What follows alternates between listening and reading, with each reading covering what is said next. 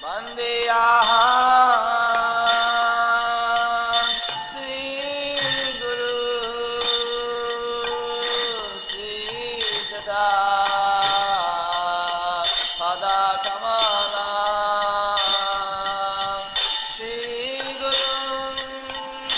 following is a class given by His Holiness Jayapataka Swami on March 26, 1985 in Bangalore, India. The class begins with a reading from the Srimad Bhagavatam, 3rd Canto, Chapter 29, Text 18.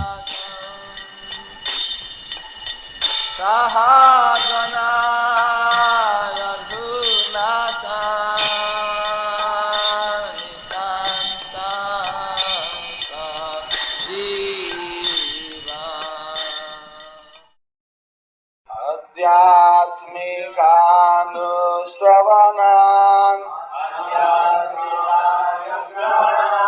Nama Sankirtanascha me Arja Vinarya Sangena Nidaham Kriyaya Tatha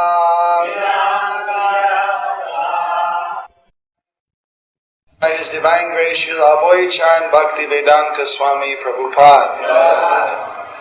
The devotee should always try to hear about spiritual matters and should always utilize his time in chanting the holy name of the Lord.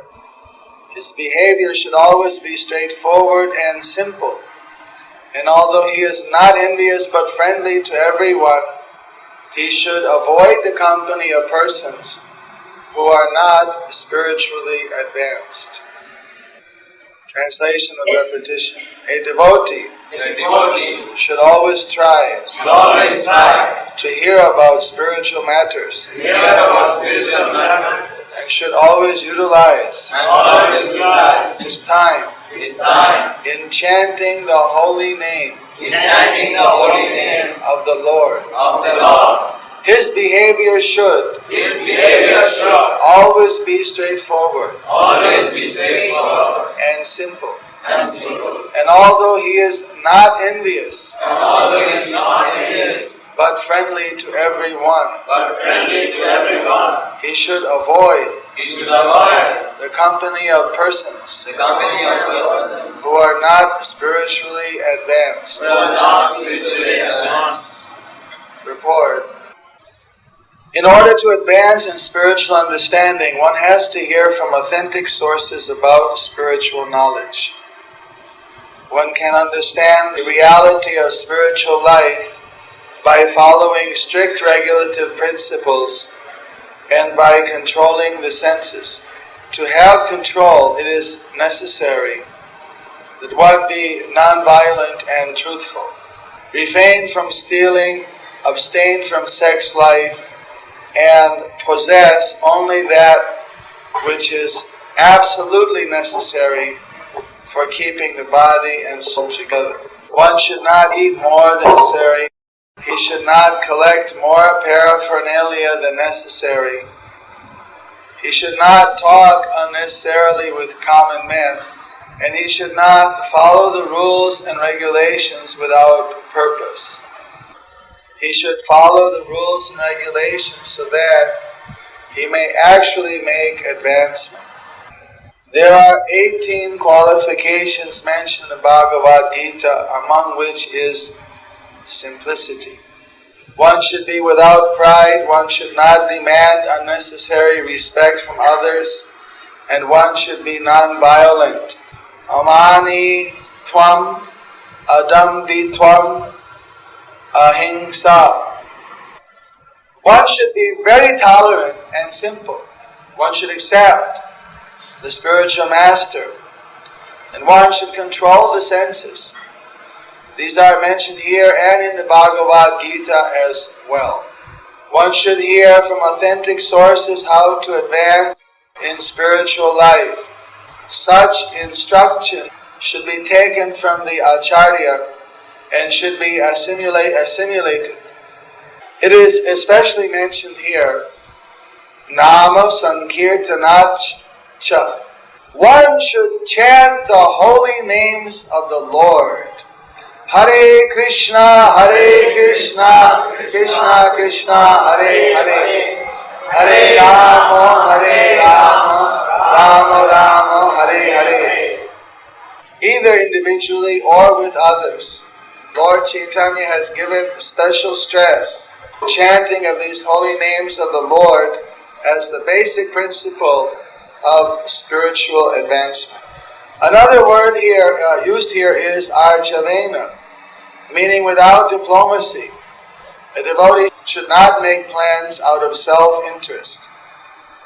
Of course, preachers sometimes have to make some plan to execute the mission of the Lord under proper guidance. But regarding personal self-interest, a devotee should always be without diplomacy. He should avoid the company of persons who are not advancing in spiritual life. Another word is Arya. Aryans are persons who are advancing in knowledge of Krishna consciousness as well as in material prosperity.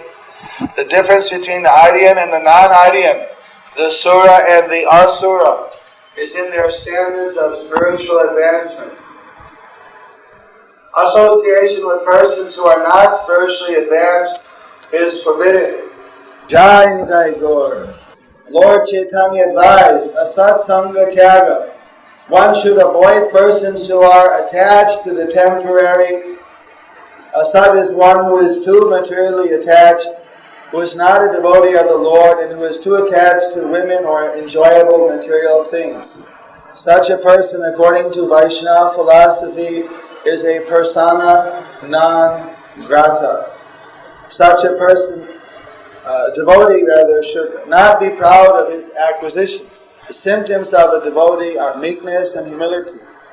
Although spiritually very advanced, he will always remain meek and humble. As Kaviraj Goswami and all the other Vaishnavas have taught us by personal example. Chaitanya Mahaprabhu taught that one should be humbler than the grass on the street and more tolerant than the tree. One should not be proud or falsely puffed up.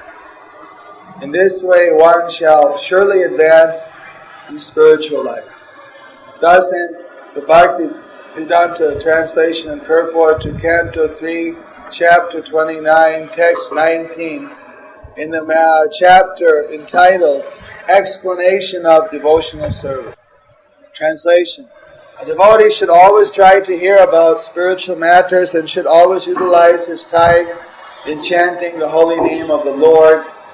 His behavior should always be straightforward and simple, and although he is not envious but friendly to everyone, he should avoid the company of persons who are not spiritually advanced. So this is a very nice verse which tells the devotees what the priorities are for advancing in spiritual life. This type of very useful, good instructions are found throughout the Srimad Bhagavatam and the Bhagavad Gita. They're given for being a practical guideline on how we should act. We should try to follow these guidelines given by the Srimad Bhagavatam. Devotee is not someone who merely has a sentiment that he is a devotee, but doesn't try to follow the scripture. One should actually try to implement these guidelines given by the Srimad Bhagavatam. Here it advises we should always try to hear about spiritual matters. In the previous verse, it says the symptom of pure devotional service is when we spontaneously find that our consciousness is fixed as soon as there's a glorification of Krishna and his devotees. When our mind doesn't wander away, but it remains fixed, hearing those transcendental vibrations. Now, that is a perfectional stage's symptom. And here it tells us that even if we are not at that stage, where our consciousness is spontaneously attracted to hearing about Krishna. Still, we should always try to hear about spiritual matters. It may be that spontaneously, when one hears the news broadcast or sees a newspaper, one is attracted and would like to read for 1 hour or half hour all of the flickering news. And when it's time for the Bhagavad Gita or Bhagavatam class, or when it's time to sit and read the scriptures, you find that your mind is wandering away to different directions. It may be found that such reverse symptoms are there. Nonetheless, then one should make a conscious effort to try to hear spiritual matters. Just as in the Vedas it says that we should do subhasyam sigram. We should do the auspicious thing today, and those things which are asubha, inauspicious, we should do that tomorrow. We should do that later. So we should always prefer to take up our spiritual duties. And then after that, if we have to do any other type of duty, then we do that subsequently. So note here that again and again the scripture tells us how we should try to do things. Sometimes you hear people say, you ask them, well, why don't you come to the temple? And said, if the Lord takes me, then I'll go. Why don't you come to class? Well, if I get dragged to class, then I'll go. No, it's not. We should try. By the law of karma, you will be dragged to death. By the law of karma, you will be dragged here and there to fulfill your various material desires. That will happen automatically. But by the law of karma, no one is dragged to Krishna. One has to desire to go to Krishna. You have to consciously will to engage in spiritual life. And then you can counteract karma. Otherwise, if you're waiting for the flow to take you, you will probably find it will not take you to Krishna.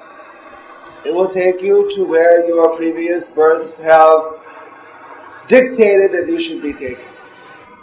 The only exception in this case is sometimes by the prayers, desires, good wishes of a devotee of Krishna, one is brought to Krishna, even though one should not have that opportunity according to one's karma. Similarly, by rendering of some devotional service in the past, one may again and again be given some opportunity to render devotional service. We should take it up. We should try for it. We shouldn't, when the opportunity comes, knocking at our door, we shouldn't take some kind of abstract, impersonal viewpoint.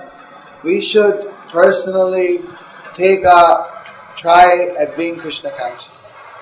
What do we have to lose? We have nothing to lose. There's so much to gain. And Krishna tells Arjuna in the Bhagavad Gita, now you decide. Now it's your decision. You can fight or you can leave. Throughout the Vedas we find that there is a choice.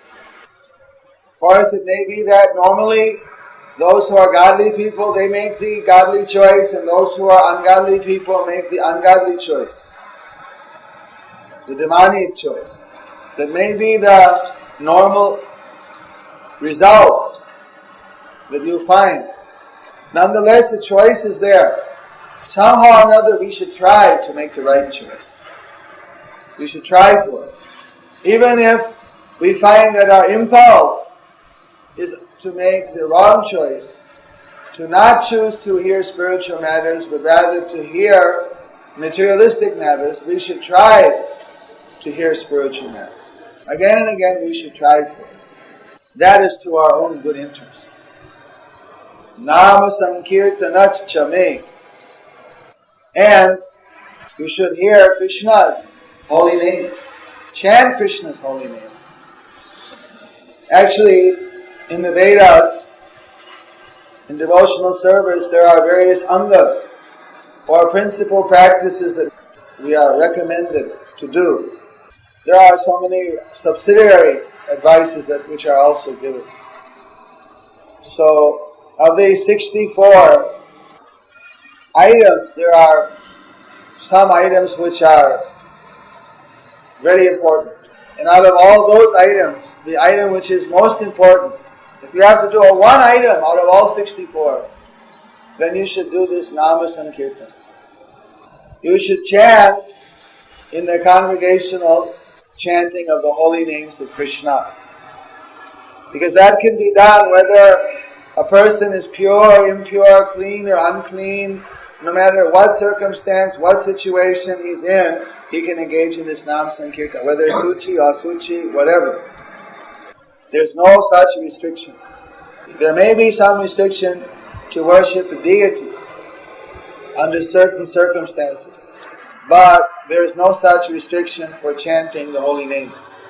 There's a story that they tell in Jagannath Puri at the Gorgambir Magh, the followers of Gopal Guru, that one time Chaitanya Mahaprabhu was in his Leela. He was acting like an ordinary person, and so temporarily he went into the bathroom.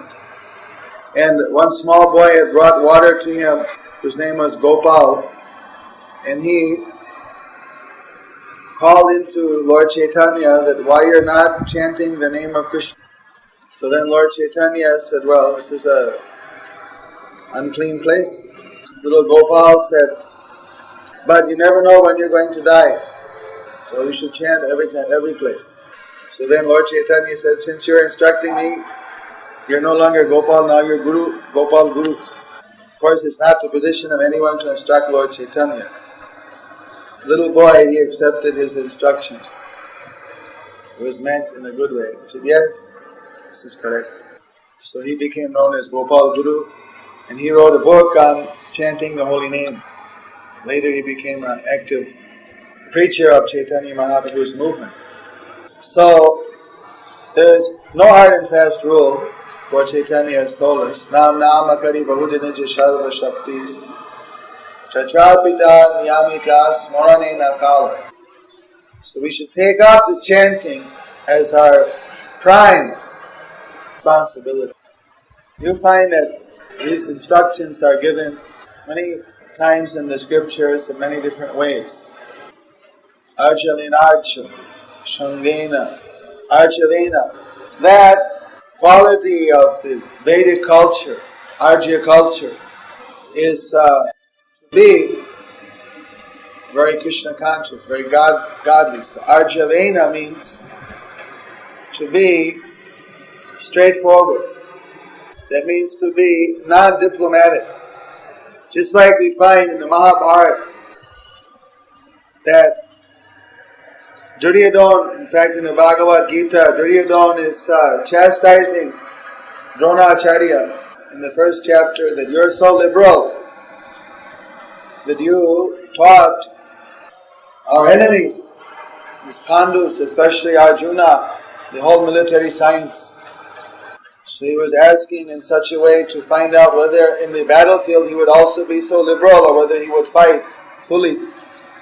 Dronacharya was so liberal that naturally he taught Arjuna all the military science, even though he may have had the vision that in the future this may be used against himself or Dronacharya, or Duryodhana. That means that he had no diplomacy. He was very straightforward. He just did his duty. Similarly, the Brahminical nature is that one should do whatever is correct. If it's Krishna conscious, one should do it. Even if one sees that by doing that, materially I may suffer, one should avoid being diplomatic. For the interest of Krishna, sometimes one under guidance can make some kind of plan which may appear to be diplomatic. Because sometimes, for instance, just like our Niti Shastra Pandit Chanakya said, when you're dealing with a crooked person, you may have to be crooked. If you're dealing with a clever person, you have to be clever. If you're dealing with a straightforward person, you have to be more straightforward. Sometimes people come to cheat Krishna. So that time, if we be very straightforward, then Krishna may suffer. Just like in ISKCON in the Bombay property, the person sold us the property with the idea of getting the advance money from ISKCON and then driving us off. In fact, they hired the police to come and act like gundas, and the police came and cut down the temple with blowtorches, even without proper court order. So, therefore, Prabhupada, he had to, in a very cool head, think what to do. So maybe sometimes in such circumstances, for Krishna, one will do something which may appear to be not straightforward. Just as Krishna told Arjuna in the battlefield, or told Yudhishthira to shout out that Aswatthama in loud voice and then small voice, the elephant, Aswatthama, iti hatva, iti hati. Aswatthama, the elephant, is dead. So, it was a type of diplomatic behavior. But for Krishna's interest, one has to do these things sometimes. That should not be done frivolously or without cause. But it shouldn't be done for one's own interest, for one's own material purpose. Because then one's consciousness gets trained up in being a very devious kind of person. And thus it's hard to be straightforward even with the spiritual superiors. So one should be Arjavena, should be very straightforward in one's dealings. This word Arya is very important. Of course, whether Arya or Dravidian implication are the same. In the sense, Arya means that which is connected with spiritual culture. Radharani's one name is Arya, and therefore she is worshipped as the personification of all the good qualities of Arya culture. So, we should try for the Arya Sangha. That means spiritual association. This is very important. Sometimes we find that when a devotee associates too much with non-devotees, including one's own materialistic mind, one can fall down. You might be surprised that I include one's mind as a non-devotee. But in the beginning of our devotional service, before the mind is purified, the mind may have so many materialistic thoughts that if we allow the mind to just go on and think, we just allow ourselves to sit and think, that itself could be bad association. Therefore, even our thoughts are organized, that when we think something, we should analyze it according to the vision of the scriptures, according to the vision of the spiritual master. Not that we go on and on thinking in our own way without analyzing whether those thoughts are in fact fantasies, or are they materialistic thoughts, or are they spiritual thoughts. Therefore, people who are prone to sit and think in a very unregulated way, they are also seems time to become bewildered. When you find a person very thoughtful and very unhappy, it means that their thought is probably not being directed along spiritual matters.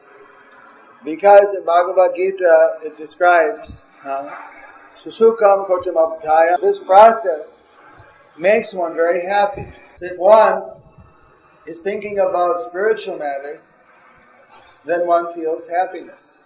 So when we are associating with devotees, naturally our thoughts are directed along spiritual matters. When we are associating with non-devotees in a very intimate way, then our mind is more easily directed along materialistic thoughts. So, Chaitanya Mahaprabhu and Lord Nityananda, they always wanted to associate with devotees. One time, they were walking towards the house of Advaita Goswami in Shantipur, which is about 50 kilometers or 40 kilometers, well, maybe 25 kilometers or less from Navadip Dham, Mayapur. So on the way, there was a sannyasi who greeted them and invited, "You please, you are great devotees, you please come to my house." So they thought, here's the sannyasi, we should go to his house, he's a devotee or something. So they went, and he treated them very nice, offered them a seat, respected them, and he told them so many things about praising Krishna, praising devotional service. So then he requested that you please take some fruit, prasad. So then he gave them a plate, he gave them some fruit prasadam. Then as they were taking some fruit prasad, then he brought out, I believe he brought out with some wine. He said, "You take some wine." Lord Chaitanya and Nityananda looked at each other and they said, "Wine? You take wine?" And he said, "Yes, why not? It's good for one." Here's some stupid answer. They jumped out. Nitai Gaur ran from that place and jumped with their whole clothes on right in the Ganges. They said, "We took food in the house of someone who was false sadhu, who was breaking regular principles." They were so disgusted with themselves that they had been fooled in this way. Of course, they can never be fooled, but I think even before they took anything, actually, they sat down to take and it was revealed, so they were just saved by their own arrangement. Still, that they sat down, they felt very bad. Somehow or another, that false sadhu, because of some great good fortune, in spite of breaking principle, because of some unknown reason, he was able to get this association with Lord Chaitanya. After that, he realized his mistake, seeing how strongly Lord Chaitanya Nityananda reacted, and he corrected himself, but they wouldn't go there immediately, seeing his fallen nature. So Lord Chaitanya Nityananda, they respected the Vaishnavas, but they showed by their own example that they didn't want to associate with someone who was even a devotee if he wasn't following the principles properly. They avoided that. They wouldn't take food, certainly, at their house. Therefore, we also, Lord Chaitanya advised us that we shouldn't take any food cooked by non-devotees. It's Bishoy Amno Kailo Bishakto Hailamon. If you eat the food, especially the grains, cooked by non-devotees, by materialistic people, Mahaprabhu says that this can contaminate your consciousness. In fact, it explained before on some occasions that the reason was asked, how is it that in the Kuru's Raj Sabha, in the presence of great souls like Bhishma, Dronacharya, how was it that Draupadi could be made disgrace her in public? So the explanation is given that because Bhishma, Dronacharya had eaten the food given by Duryodhana, a materialist, their mind had become polluted. Even a great Mahajan, if he eats the food by materialistic people, this can affect their consciousness, what to speak of an ordinary person. So, we avoid taking any donation of foodstuff cooked by materialistic people. Even the Kurus were certainly vegetarians, or following Vedic principles to a large degree, being emperors. There's no mention that they took that Bhishma or Dronacharya, although they were Kshatriyas, of course they have got some facility sometimes to take meat. But in any case, certainly whatever they did was according to Vedic culture. So even then, it's not that the food was necessarily exceptionally sinful, more than being like totally non-Vedic. But it wasn't prasadam, that's for sure. It wasn't offered to Krishna. It was a food cooked by materialists.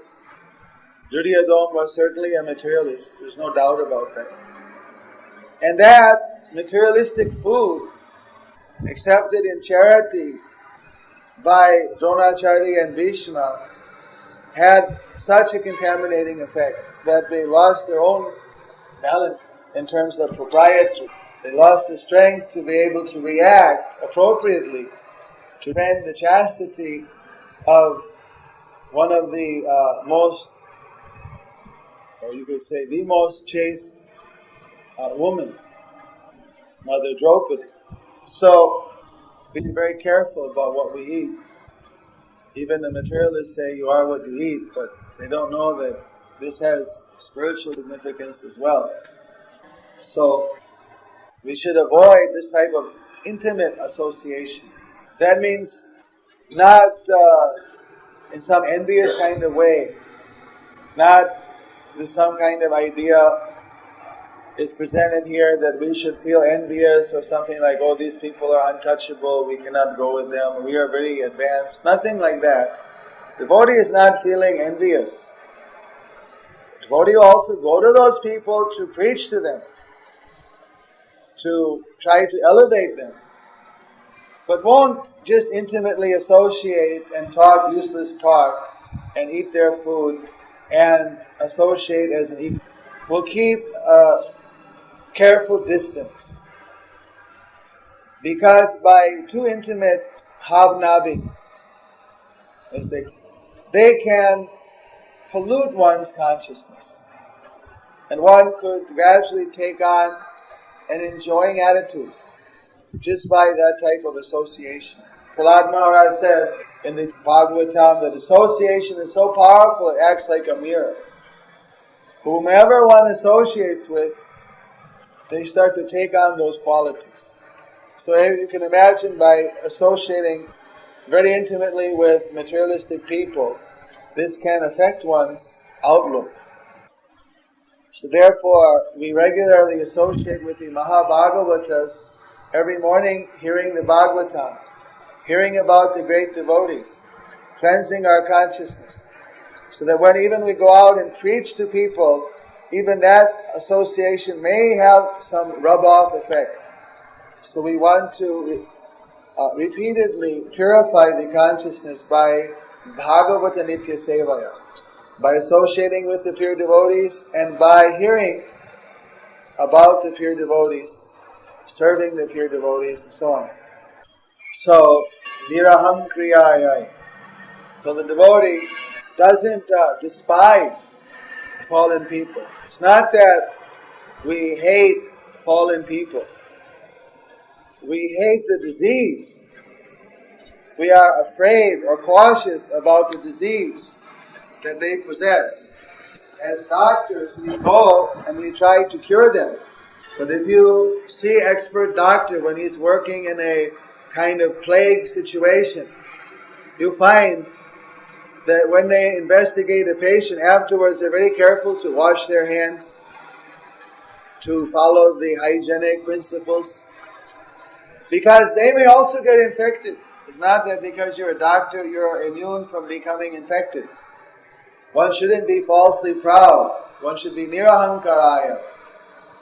One shouldn't be falsely proud thinking, as I'm a devotee, I can never become affected by Maya. We should have a healthy respect for this disease known as Maya. And although we are trying to cure people of that disease, we should always be careful ourselves to try to avoid contacting it. We should never think ourselves to be totally immune. We should know our own relative spiritual strength, and accordingly we should act in a very careful, conscientious manner. So, these are the basic principles. We find that the great devotees like Krishnadas, Kaviraj, Goswami and others, they're always very humble. They follow that principle, Trinadati Sunichaina Tarori Va Sahishnada Amane Namanadena Kirtaniya Sarahari. In fact, Lord Chaitanya said one should wear that prayer around his neck. Wear it just right over your heart.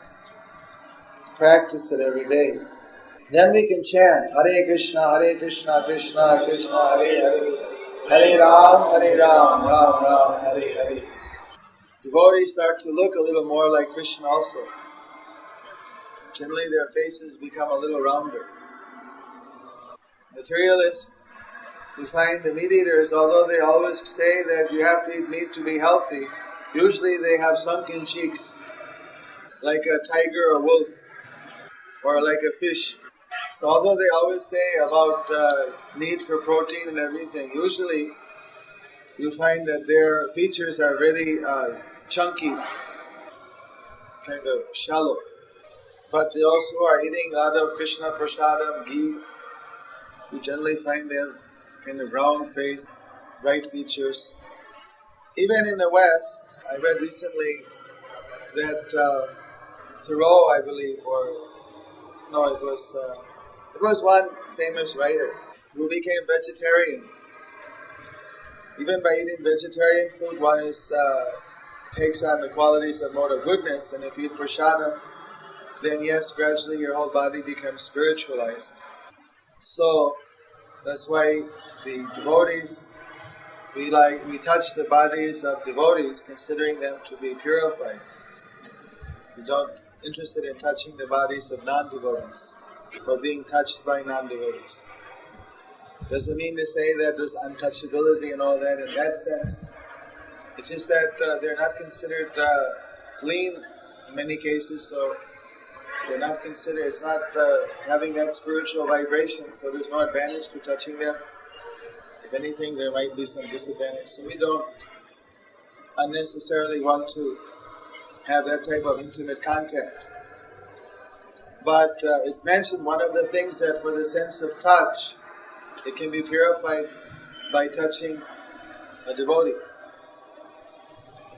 It means that if by touching a devotee your sense of touch can be purified, therefore the devotee's body must be spiritualized. That's not only by taking prasadam, but by being utilized in Krishna's service. So I was saying that vegetarian writer, he, even at his old age, he did not look so old. He looked a bit young. So somebody asked him, how is it that you look so young? So he said, it's not that I look young. I look my real age. But because all you people are eating dead bodies, you all grow old faster. Actually, everyone would look younger if they ate the proper diet. So actually you find in India, generally speaking, a lot of the people, especially those who are vegetarian, they don't look that old. As if you see a person in the West, at the age of 50, they look like they're totally, it's a frightening the way they look. When I leave India and go first few days in the West, it's a big shock. The old people, their features are very horrible looking. Therefore they take all this plastic surgery and everything. Because of all the sinful diet, they look very old very fast. But generally you find in India that people don't start looking old until they're very old. Because of a more natural diet, lifestyle, regulation. And devotees, they don't look old at all. They always have a type of youthful appearance. Even they are very old, materially speaking, you can find some youthful luster about them. that we observe that although Srila Prabhupada was 70 or 80 years old, that there was always a youthful energy, a type of Nava-yauvanam, just like Krishna is ever youthful. There was that type of spiritual energy which appeared as a very youthful influence. So that is all a part of spiritual diet, spiritual energy, spiritual consciousness. So if you want to get the fountain of youth, well, you should be Krishna conscious and you'll stay young longer. You can eventually you can stay young eternally when you get your spiritual body. But this body, unfortunately, it will not last forever. So eventually it has a planned obsolescence of 100 years. But because people misbehave, it doesn't even last 100 years. Sometimes even the devotees for preaching, they take on so many responsibilities that they're also shorten their lifespan, materially speaking. But for Krishna, they take that risk. Because, of course, when this body is finished, they get a spiritual body, and that body never grows old. So one can start to spiritualize one's body even now, in this material world, by this process. One time in Africa, Prabhupada was being invited to take meals at different Gujaratis' houses. He said that, no, I can only go if someone becomes a life member.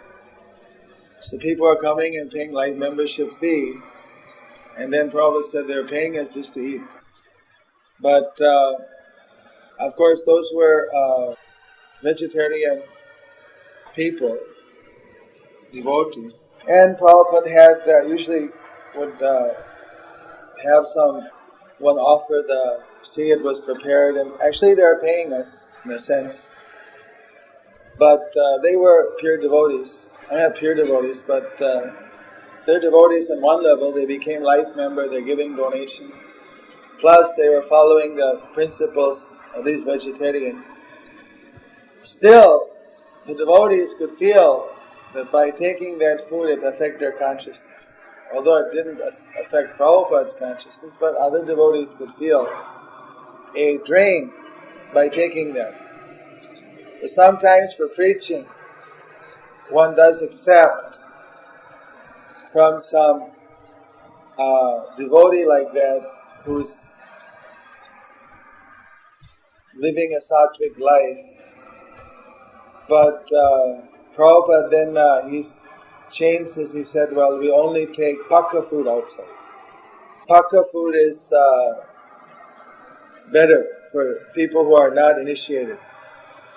That we only take pakka food. He said in the Vedas it said there's cooked food and uncooked food. So the uncooked food should be only cooked by by initiated devotees. That means rice, dal, boiled food. That's considered uncooked. And cooked food means that which is fried in ghee. So normally when we go outside, we say we can only take from pure vegetarian life members those foods which are, if we take any grain, we prefer just take some fruit and like that if we have to take. That transfers less karmas. And if you have to take some grain, then take pakka food. That means puris, some fried food like that, pakoras, things like that. The grains should be fried rather than chapatis, rice. Those are considered uncooked. So then the devotees, they just take puris, halwa. Sabji, of course, doesn't contain any grain. So you can take sabjis with puris if you have to take grain. But the best thing is just to not take grain at all, unless there's some special occasion that you are required to take grain. Then you take fried grain. Otherwise, avoid rice and all those type of things, because that will be more affecting more. For preaching, sometimes we do take this risk. It's not, as you said, we do follow the rules for the for our advancement. We don't just follow the rule with no purpose. So sometimes for preaching, if you see that by accepting some engagement or taking some prasad, because it's also the duty of a grihastha to feed the Vaishnava. Yet the Vaishnava in humility wants to avoid taking on more karma than they can handle. So somewhere between, it's their duty to feed, it's your duty to avoid. So how to do it? So it's a kind of a... So obviously sometimes we do accept. But just like Sukdev, he accepted milk. We accept according to their status. If they are pure vegetarian, then we can accept this type of pakka food. If they are initiated or chanting Hare Krishna, if they are doing some very important service for Krishna, then we may accept the full food. If they are not really pure, we may accept just like some soda or water or some sharbat or something and not take any food or any grains in their house. Like this we follow according to their status in devotional spiritual life. Is that clear?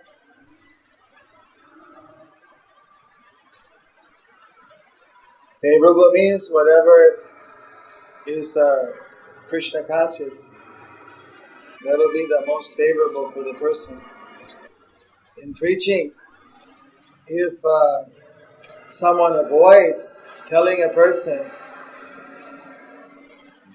how Maya may put them in difficulty, just to try to say always pleasant things, how will that be favorable for the other person?